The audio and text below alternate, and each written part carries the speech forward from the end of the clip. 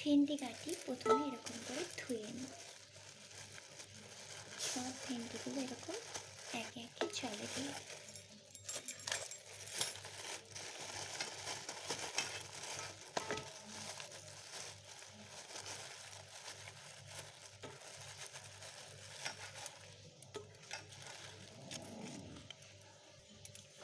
এরকম করে আমি ছটকি ছটকি ধুয়ে একটা করে এরকম ভালো করে ধুয়ে নিয়ে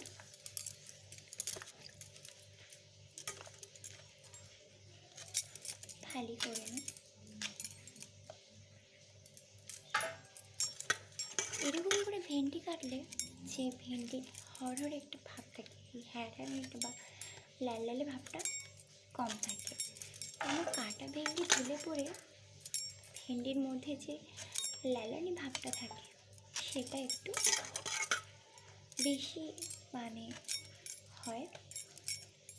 এইভাবে ওই জন্য ভেন্ডিটা কাটলে তাহলে সেই সমস্যাটা হয় না।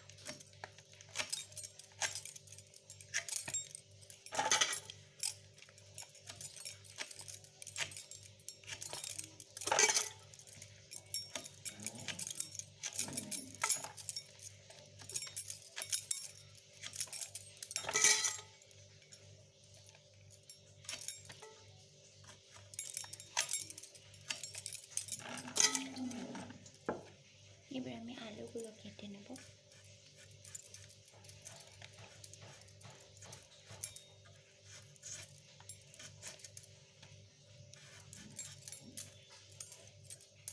ভেন্ডিটা প্রথমে কাটা আমার ভুল হয়ে গেছে, প্রথমে আলু কাটা উচিত ছিল, তাই যে হ্যাঁড়ানি ভাবটা আমার বটির মধ্যে রয়ে গেছে সেটা আমি এইভাবে আলু খোলা দিয়ে কিছুটা ক্লিন করে নেওয়ার চেষ্টা করছি।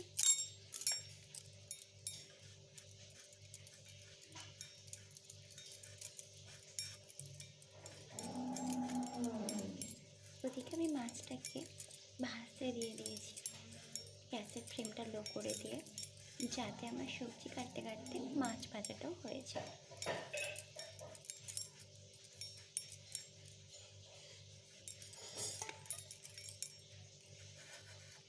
আমি চচ্চড়ির জন্য আলু করছি। আমরা বেশিরভাগই ভেন্ডির চচ্চড়ি করলে এইভাবে আলু কেটে থাকি। আপনাদের সব ওখানে কেমন করে কাটে আমাকে শেয়ার করবেন।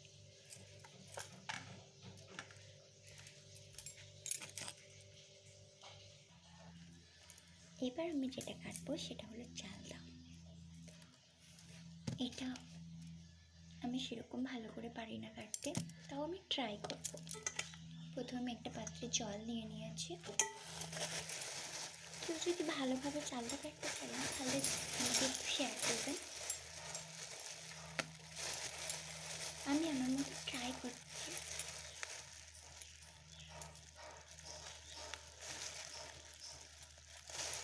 আমাদের সামনেই রান্না পুজো আছে। এই রান্না পূজাতে আমাদের চালদার ডাল খুবই স্পেশাল। সেই সময় আমাদের কিছু চালদা আনিয়ে রাখা হয়। চালদা যে যে পছন্দ করেন কমেন্ট করবেন। চালদা এমন একটা সবজি কম বেশি আমরা প্রায় সবাই পছন্দ করি। আপনারা ভাবতেই পারেন আমি কেন পেপারটা নিয়েছি। আমি এই পেপারটা এই জন্য নিয়েছি, যারা চালদা কাটেন মা কাকিমারা আমাদের, তারা ভালো করেই জানেন যে চালদার যে আঠাটা হাতে লাগলে পরে একটা কষ হয়েছে, সেটা হাতে দাগ হয়ে যায়। তো ফার্স্ট টাইম আমি সেটা খেয়াল করতে পারিনি, আমার হাতটা একটু দাগ হয়ে গিয়েছিলো, তাই আমি পেপার করছি। আমি এইভাবে পাতাগুলো বের করে নেব।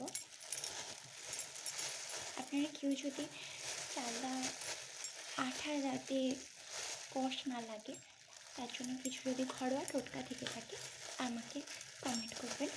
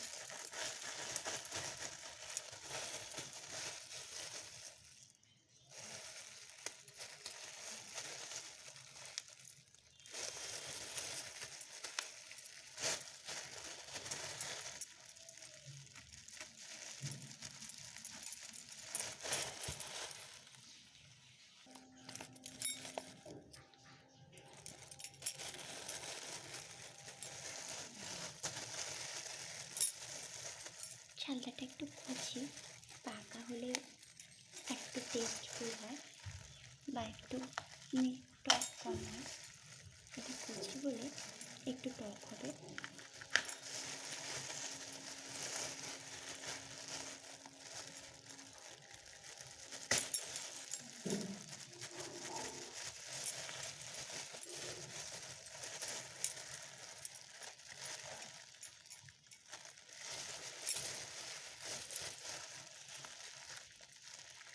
চালটা এমন একটা সবজি যেটা কাটতে অনেকক্ষণ সময় লাগে।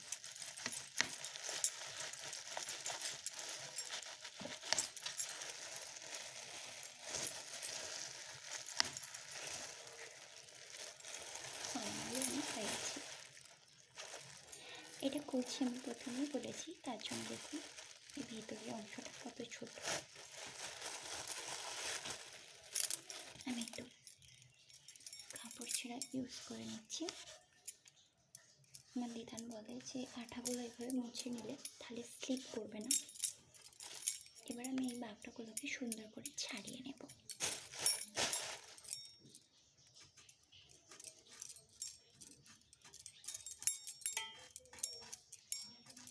আপনারা যারা যারা আমার ভিডিও দেখছেন তারা যদি জেনে থাকেন যে ঘরোয়া কোন টোটকার মাধ্যমে এর আঠা হাতে লাগলেও যে একটা কালো স্পট পড়ে যায় সেটা হবে না, সবাই কিন্তু আমাকে একটু প্লিজ শেয়ার করবেন।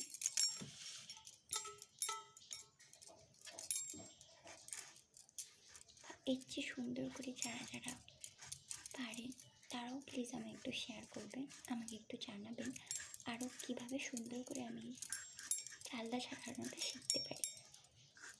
আমি জানি আমার এরকম অনেক মা কাকিমা বা দিদি আছেন যারা খুব সুন্দর চালটা ছাড়াতে পারে।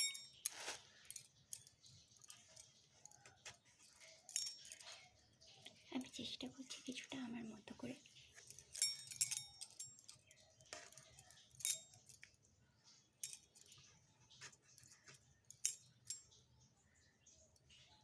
এইভাবে আমি বাগড়ার ভিতরের যে অংশটা থাকে ওটাকে তুলে নেব।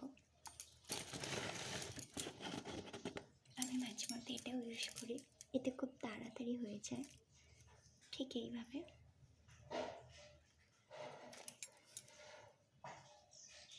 এরকম করে বাগড়ার মধ্যে দিয়ে এই দেখুন কত সুন্দর উঠে আসছে। চালটার মধ্যে এগুলো থাকলে খেতে একটু প্রবলেম হয়।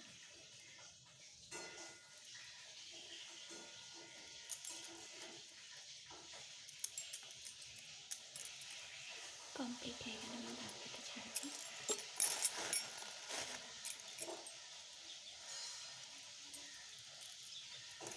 সেম প্রসেসে আমি বাকি বাগড়াগুলো একটু ছাড়িয়ে নেব।